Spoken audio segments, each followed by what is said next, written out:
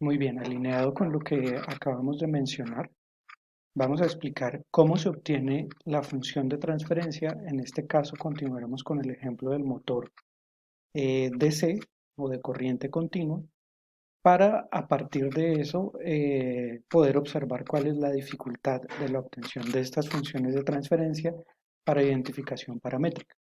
Lo primero que diremos es que un motor DC o de corriente continua pues tiene dos partes, tiene un estator y un rotor. El estator va a estar compuesto por la parte externa del motor, por los imanes permanentes del motor y por los rodamientos que permiten que este rotor pues circule libremente. Entonces, por su parte, el rotor, que es la parte rotacional del sistema, va a estar compuesto por el eje, y ese eje va a tener acoplado las bobinas, y el eje estará también sujeto con un rodamiento a esas bobinas. Y este conjunto es lo que permite la rotación del motor. Si nosotros nos concentramos en el conjunto que forma el estator, es decir, los imanes permanentes, con el grupo de bobinas, y particularmente nos centramos en una bobina, lo que vamos a hacer es que estos imanes permanentes, digamos acá este polo norte y este polo sur de los imanes permanentes, causan un campo electromagnético que está cruzando a través de la bobina. Y a su vez, cuando nosotros polarizamos el motor, va a aparecer una resistencia equivalente y va a haber una corriente eléctrica que circula por la bobina. Entonces aquí nosotros vemos cómo la corriente eléctrica está circulando por la bobina. ¿Qué va a suceder? Que como esta bobina está construida de un material conductor, que es de cobre, entonces esa circulación de corriente va a causar una fuerza magnética que en este alambre está saliendo del tablero y en este caso está entrando al tablero. Si nosotros observamos un conductor que tiene una corriente eléctrica, entonces la fuerza magnética va a ser igual a la carga que está circulando por el conductor multiplicado por la velocidad con que se desplaza la carga dentro del conductor, y eso en producto cruz con el campo magnético, ¿sí? Y entonces esa fuerza magnética a su vez también va a tener un número de portadores de carga por unidad de volumen, porque fíjese que aquí no es un único electrón que circula por el conductor, sino varios, y también va a depender del volumen del conductor. A su vez, de la física eléctrica nosotros sabemos que la corriente eléctrica se calcula como el número de portadores de carga por el valor de la carga, en este caso es la carga del electrón, por la velocidad de la carga, por el área, ¿sí?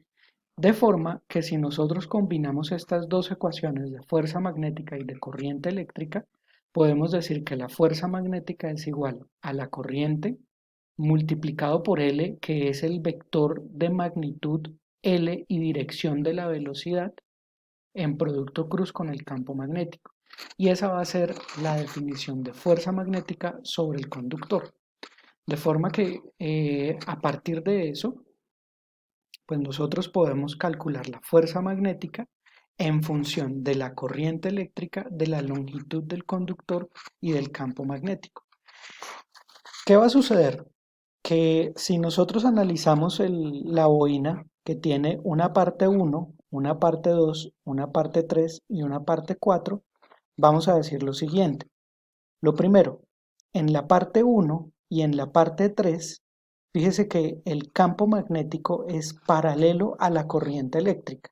Y como están en paralelo, al tener nosotros este producto cruz, cuando yo tengo un producto cruz entre dos vectores en paralelo, el valor es cero. Por eso la fuerza magnética en el alambre 1 y en el alambre 3 es cero. Por otra parte, en el alambre 2 y en el alambre 4, nosotros vamos a tener que, para el caso del alambre 2, la fuerza es negativa porque la corriente eléctrica es perpendicular al campo magnético, pero va hacia la derecha. Entonces la regla de la mano derecha hace que obligatoriamente este símbolo sea negativo. Por otra parte, en el conductor 4, la magnitud es la misma, porque tenemos campo eléctrico, producto cruz, con esta corriente eléctrica, pero como la corriente va hacia la izquierda, el producto es positivo. Y en magnitud van a tener el mismo valor, que es la corriente eléctrica multiplicado por la longitud del alambre, multiplicado por el producto, por el campo magnético que está atravesando la boina en la dirección Z. ¿Sí? Y entonces la magnitud es la misma, solo que el signo va a ser diferente. Por eso aquí escribimos que la fuerza magnética en el alambre 2 es igual a la fuerza magnética en el alambre 4 en magnitud. Si nosotros miramos esto de lado, pues aquí va a estar la bobina y entonces vemos que aquí hay una fuerza magnética en ese sentido y aquí hay una fuerza magnética en este sentido. Positiva, por eso va hacia la derecha, y negativa, por eso va hacia la izquierda.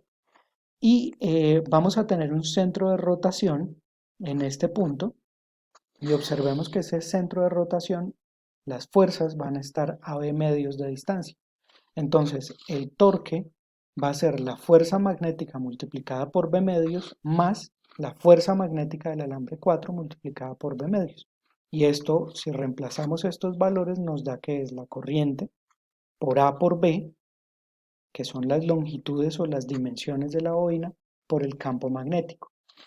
Si nosotros consideramos que ese torque no va a ser de una única espira, sino de las n espiras que tiene la bobina, entonces vamos a decir que el torque total va a ser N multiplicado por A por B, multiplicado por el campo magnético por la corriente.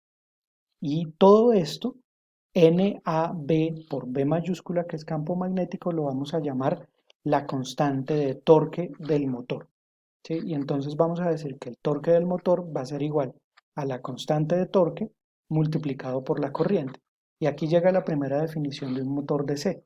Si yo elevo la corriente del motor, elevo el torque del motor.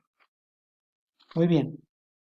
Por otra parte, como esto está rotando, fíjese que en el caso anterior teníamos la bobina en esta posición, pero este rotor continúa y da la vuelta completa y ahora esa bobina se posiciona acá. De forma que ahora el campo magnético va a golpear la bobina de esta manera. Si nosotros analizamos la ley de Faraday me dice que la integral del campo eléctrico respecto a la longitud es igual a la derivada con respecto al tiempo de la integral del campo magnético respecto al área. Esa es la ley de Faraday. Esto que tenemos acá va a ser el voltaje, esta es la definición de voltaje, y esto que tenemos acá va a ser el flujo de campo magnético. De forma que si yo lo reemplazo, entonces yo puedo decir que el voltaje va a ser igual a la derivada con respecto al tiempo del campo magnético multiplicado por el área de la bobina, ¿sí? Y esto va a ser igual a, como acá B es constante, lo puedo sacar de la derivada y entonces eso va a ser B multiplicado por el campo magnético que también es constante y lo saco de la derivada, pero de A de T, fíjese que lo puedo considerar como la variación de esta longitud en el tiempo y eso es igual a la velocidad. Entonces puedo reemplazar de A de T como la velocidad y la velocidad también va a ser la velocidad angular multiplicado por el radio. Y entonces aquí tenemos esta expresión. De forma que si nosotros consideramos nuevamente las n espiras, yo puedo decir que el voltaje será igual al número de espiras por la longitud de la bobina, por el campo magnético, por el radio del rotor. Observemos que el radio del rotor va a ser esta distancia, ¿no? Y esto que hay acá es la velocidad angular del motor. Y entonces yo voy a tener esto multiplicado por la velocidad angular. De forma que, si yo digo que esta es la constante de rotación del motor, entonces yo voy a tener que el voltaje del motor va a ser igual a la constante de rotación del motor por la velocidad angular. Y aquí entra la segunda definición importante. Si yo aumento el voltaje, aumento por proporcionalidad la velocidad de rotación del motor. Entonces ahí tenemos dos principios importantes. Al aumentar la corriente, aumenta la velocidad, aumenta el torque del motor, y al aumentar el voltaje, aumenta la velocidad del motor. Ahora, cuando nosotros hacemos un modelo electromecánico del motor, ¿qué vamos a decir?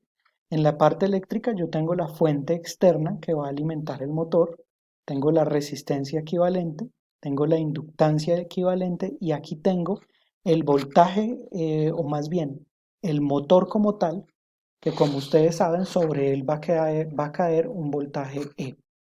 Si yo aplico Kirchhoff, voy a tener que la malla estará compuesta por más el voltaje en la resistencia, más el voltaje en la bobina, más el voltaje que cae directamente en el motor, menos, porque acá vengo por este lado y encuentro menos, el voltaje de la fuente que le estoy aplicando, y eso debe ser igual a cero.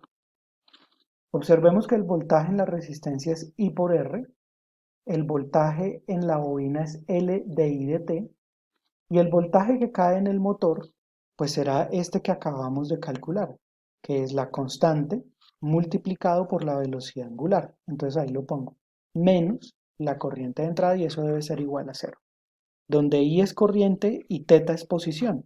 Y por supuesto, la derivada de la posición angular pues será la velocidad angular. Esa es nuestra primera ecuación. Por otra parte, la parte mecánica, yo voy a tener el motor y el rotor estará acoplado al eje que tiene una inercia. Y entonces yo voy a tener un torque que se opone a la rotación, y ese será el torque debido a la resistencia del rodamiento. Y voy a tener un torque aplicado de rotación y voy a tener un torque debido a la posición del motor. Entonces acá la ecuación va a ser el momento de inercia por la aceleración angular más el torque que se opone al movimiento, el torque del rodamiento, menos el torque como tal que aplica el motor, es igual a cero. Estos valores, pues fíjese que tenemos la inercia y la fricción viscosa del rodamiento, y acá pues voy a tener esta constante de torque multiplicado por la corriente que viene de esta definición que introdujimos acá. Entonces ahí voy a tener las dos ecuaciones. Cuando yo las combino, fíjese que si yo tomo esas dos ecuaciones y le aplico la transformada de Laplace, obtengo estos valores, y al combinarlos algebraicamente encuentro esta función de transferencia, que va a ser la función de transferencia que me determina la posición en función del voltaje aplicado al motor. Observemos que si yo igualo la constante de torque con la constante de rotación del motor que definimos previamente mediante fuerza magnética y ley de Faraday como una sola constante, pues este es el valor que yo voy a obtener como función de transferencia. Y entonces yo puedo decir a partir de eso que en mi sistema electromecánico yo voy a aplicar un voltaje, el motor va a producir una rotación y aquí voy a tener un desplazamiento. Mediante esta ecuación puedo determinar ese valor. En el caso de un servomotor, pues observemos que el servomotor, ¿qué es lo que pasa? Que yo voy a tener aquí mi motor, y ese motor va a tener un sensor de torque, va a tener un controlador de PID y un controlador de posición. El controlador, el PID, es esto, va a tener una constante proporcional, una constante integral y una constante derivativa. Si nosotros hacemos la constante integral 0 y la constante derivativa igual a 0 y dejamos la constante proporcional igual a 1, entonces lo que vamos a tener es este sistema que hay acá.